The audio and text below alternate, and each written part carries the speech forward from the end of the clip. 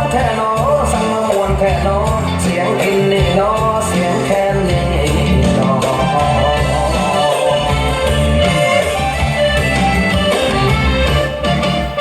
โอ้ยมันสุขใจแสนเมื่อได้ฟังเสียงแคนไพเราะเป่ามาเสียงแคนเหมือนเป็นสัญญาตอนอ้ายจากมาว่าอย่าลืมน้องปลา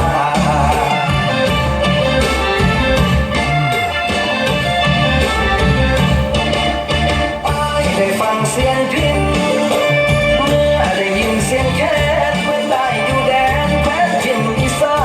นถึงจากมานานแสนนานยังคิดถึงน้องกรานบ้านฟังโขถึงอายสิอยู่เมืองหลวงยังคิดทอดพุ่มพวงด้วยใจซื่อตรงยามใดคิดถึงน้องจ้างวงไว้ทั้งวงมาร้องเพลงกล่อมน้อง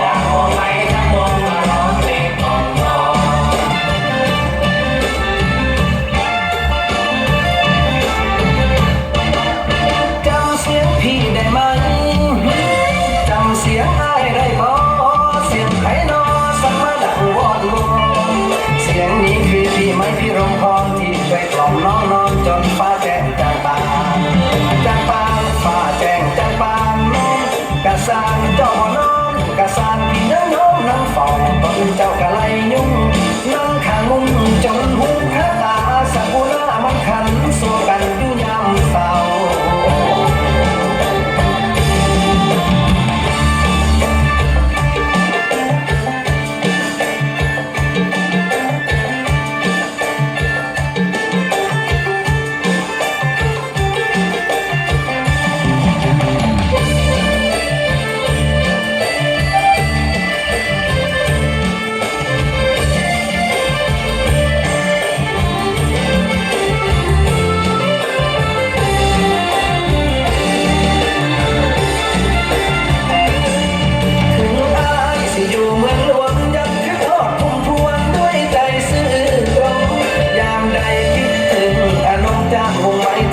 มาร้องเพลงกล่อมน้องจากวงไว้ทั้งวงมาร้องเพลงกล่อมน้อง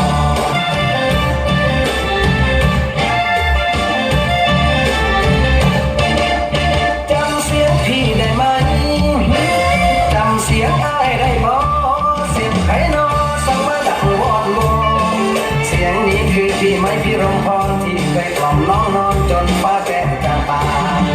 จางปางฟ้าแจ้งจางปาง